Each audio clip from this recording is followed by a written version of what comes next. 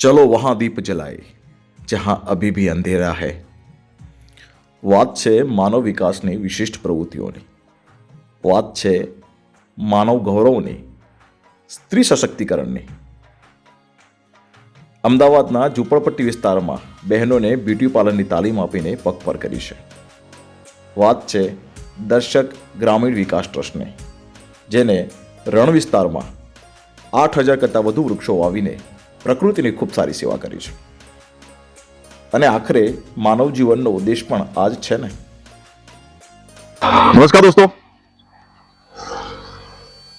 સમાજ સેવાની એવી પ્રવૃત્તિ કે જ્યાંથી સમાજને એક નવું મળે, જરૂરિયાતમંદ લોકોને પ્રોત્સાહન મળે, આવી જ એક પ્રવૃત્તિ સુરેન્દ્રનગર જિલ્લાના પાટડી તાલુકાના ગવાણા ગામે થઈ રહી છે।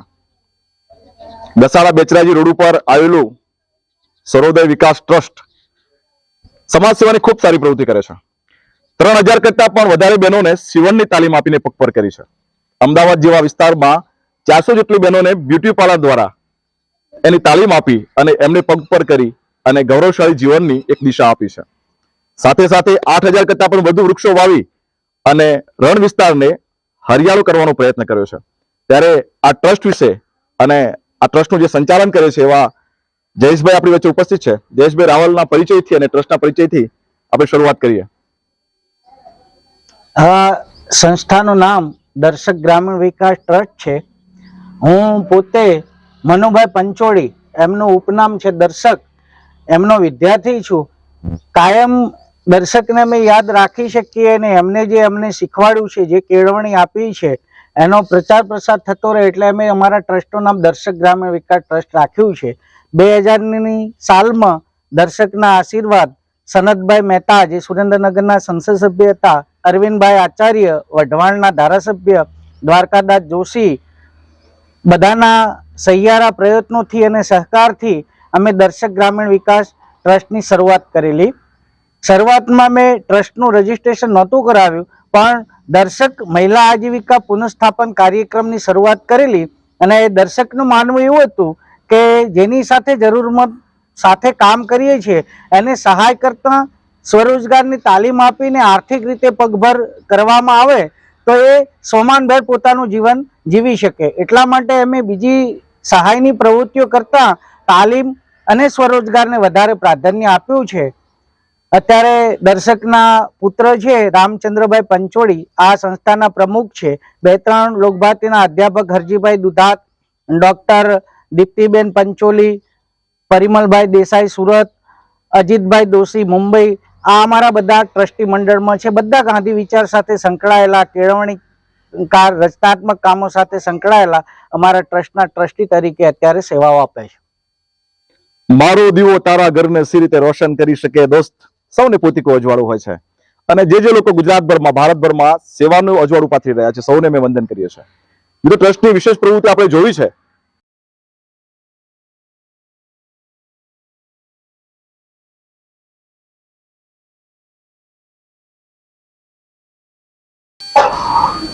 દોસ્તો, મહિલા સશક્તિકરણ માટે ગુજરાત સરકાર, ભારત સરકાર અને સામાજિક સેવા સંસ્થાઓ ખૂબ સારું કામ કરી રહી છે।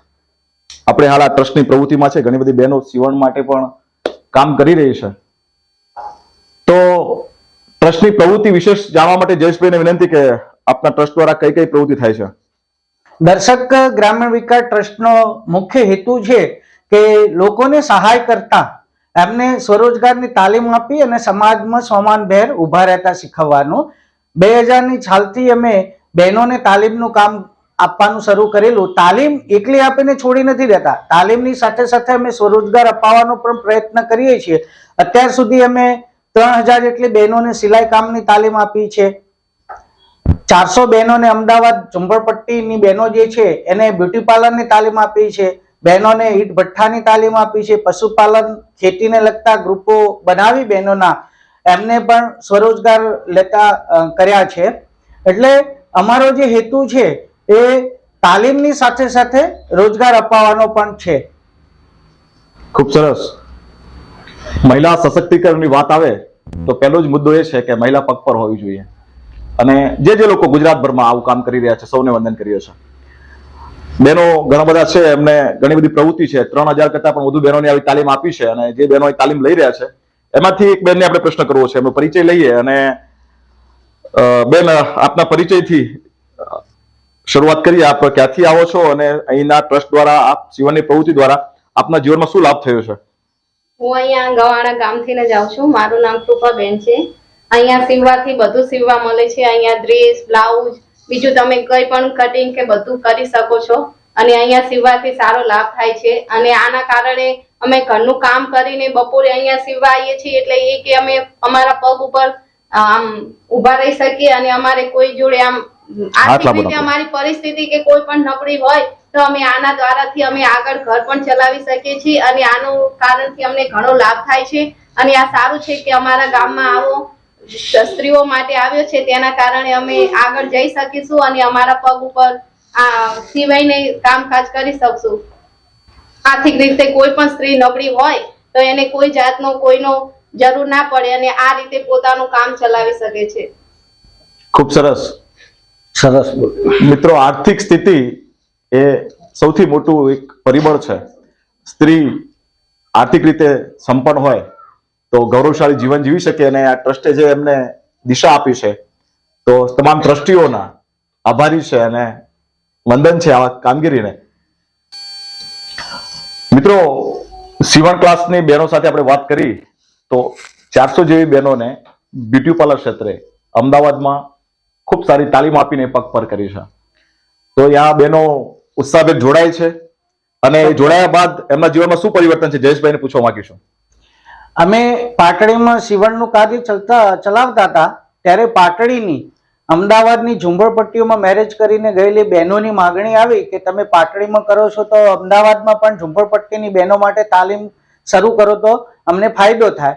અમે બહેનો સાથે મિટિંગો કરી. એમની માગણી બ્યુટી પાર્લરની તાલીમની હતી. અને 5 વર્ષ પહેલા અમે માનવ જ્યોત મુંબઈના સહયોગથી અમદાવાદની ઝુંપડપટ્ટીમાં બ્યુટી પાર્લરની તાલીમની શરૂઆત કરી. એવી બહેનોને અમે એડમિશન આપ્યું હતું જે કચરા પોતાનું કામ કરે છે, બંગલાઓમાં જઈને મજૂરીનું કામ કરે છે. એવી 15 બહેનોને સિલેક્ટ કરી અમારા તાલીમ કેન્દ્રમાં એમને પ્રવેશ આપ્યો. અને આજે અમને આનંદ છે કે જે બહેનો કચરા પોતા, વાસણ, આવા બધા ઘરકામ કરીને મહિને 1500 થી 2000 કમાતી હતી, એમાંથી ઘણી બહેનો, લગભગ 25 થી 30 બહેનો અત્યારે બ્યુટી પાર્લરનું કામ હોમ ડિલિવરી આપીને મહિને 15 થી 20,000 રૂપિયાનું કમાય છે. અને બીજો એક અમારો ખાસ હેતુ છે કે 2000 થી આ સંસ્થા ચાલુ છે. અત્યાર સુધી અમે ગવર્મેન્ટના કોઈ પ્રોજેક્ટ લઈને કામ નથી કર્યું, કેમ કે અમારે જો અમારી રીતે સમાનભેર કામ કરવું હોય તો ગવર્મેન્ટના પ્રોજેક્ટમાં અમને બંધન લાગે છે. એના કરતા અમે જે લોકોની જરૂરિયાત છે એના પ્રમાણે કાર્યક્રમો બનાવીએ છીએ અને એને અમલમાં મૂકીએ છીએ દાતાઓના આર્થિક સહયોગથી. सिर्फ हंगामा खड़ा कर देना हमारा मकसद नहीं, हमारी कोशिश यही रहे कि ये सूरत बदलनी चाहिए. पीड़ हुई अब पर्वत सी पिघलनी चाहिए, इस समाज से भी कोई क्रांति निकलनी चाहिए. मेरे दिल में नहीं तो तुम्हारे दिल में ही सही है कहीं पर जो आग, वो आग जलनी चाहिए, जलनी चाहिए, जलनी चाहिए. અને ગુજરાતભરમાં જ્યાં જ્યાં આવી આગ પેટાવવાનું કામ, સમાજ સેવાનું કામ, સમાજ સંગઠનનું કામ, સમાજ શિક્ષણનું કામ જે જે લોકો કરે છે એમને વંદન કરીએ છીએ. મિત્રો, ટ્રસ્ટની પ્રવૃત્તિ આપણે નિહાળી. સીવણ ક્લાસ, બ્યુટી પાર્લર, સાથે સાથે આપણે જે વિસ્તારમાં ઊભા છે ત્યાં 30 વીઘા જમીનમાં આખો ખારાપટ વિસ્તાર કહેવાય અને વૃક્ષોની ખૂબ તાતી જરૂરિયાત છે. એવામાં 8000 જેટલા વૃક્ષો છોડ વાયા છે અને આ ભવિષ્યમાં વટવૃક્ષ થશે તો પર્યાવરણને ખૂબ લાભ થવાનો છે. તો જયેશભાઈ, આ પ્રવૃત્તિ વિશે ગ્રામ પંચાયતે આપણે જમીન કઈ રીતે ફાળવણી કરી અને વૃક્ષોના માવજત માટે કેવા પ્રયત્નો થઈ રહ્યા છે જાણવા માંગીશું. અમારું શરૂઆતમાં અમે રણમાં ફરતા ત્યારે ક્યાંક બાઇકને પંચર પડે કે એવું કંઈક થાય તો ક્યાંય છાંયો કે એવું જોવા મળે નહીં. અને ઉનાળામાં જ્યારે નીકળીએ તો પક્ષીઓ તાપથી તરફડીને નીચે પડતા જોયા છે. એટલે મનમાં થોડી સંવેદના અને કરુણા જાગે કે ભાઈ કેમ આવું થાય. તો અને ઉનાળામાં એનું તાપમાન 50 ડિગ્રી કરતાં પણ વધારે વધવા માંડ્યું હતું. તો અમને વિચાર આવ્યો આની સાથે જોડાયેલા દાતાઓને ને એમને કે ભાઈ પર્યાવરણનું કંઈક કામ થાય, વૃક્ષારોપણનું કંઈક થાય તો થોડો લાભ આપણને આ વિસ્તારને મળી શકે. સાથોસાથ જે વન્ય વિસ્તારની છે, રણ વિસ્તારની જે લુપ્ત થઈ જતી પશુ અને પક્ષીની જાતિઓ છે એને પણ બચાવી શકાય. એ હેતુ માટે અમે 5 વર્ષ પહેલા સ્ટેજમાં રાષ્ટ્રપતિ હસ્તકની અને ભારત સરકારની હિન્દુસ્તાન સોલ્ટ કંપનીમાં 6000 જેટલા વૃક્ષો અમે વાવ્યા. અહીંયા ગવાણાથી મોહનભાઈ, પુનાજી, બાબાભાઈ એ બધાએ ખારાગોડામાં અમારું વૃક્ષારોપણનું કામ જોયું અને એમના ગવાણા ગ્રામ પંચાયતના અને આ ખાસ તો 3 જણાના ખૂબ પ્રયત્નો અને મહેનતથી અમને આ ગામમાં 67 વીઘા જમીન જે છે એ વૃક્ષારોપણ માટે મળી. અને 1 જૂનથી અમે અહીંયા વૃક્ષારોપણનું અભિયાન શરૂ કર્યું. આખા વિસ્તારમાં ગાંડા બાવળો હતા એ સાફ કરાવ્યા, જમીન સમતલ કરાવી, ખાડા કરાવ્યા, વૃક્ષો લાવ્યા અને એનું આખું પહેલા સ્ટેજમાં અમે મોદીજીના 73મા જન્મદિવસે 7300 વૃક્ષોનું વાવેતર કર્યું હતું. એ પછી બીજા 700 જેટલા વૃક્ષો વાવ્યા. અત્યારે 8000 જેટલા વૃક્ષો છે અમારી પાસે. ગુંદા છે, પીપળો છે, બિલીવપત્ર છે, જાંબુ છે, એ ઉમરો છે. ખાસ વૃક્ષારોપણમાં અમે આ વિસ્તારને અનુકૂળ આવતા વૃક્ષો, પશુ પક્ષીઓને ખોરાક મળી રહે એવા વૃક્ષો, પર્યાવરણના આબોહવામાં સુધારો કરી શકે એવા વૃક્ષોની પસંદગી કરી છે. બીજું એક ખાસ અમે કાળજી રાખી છે કે અમે 500-600 વૃક્ષનો સ્ટોક રાખ્યો છે.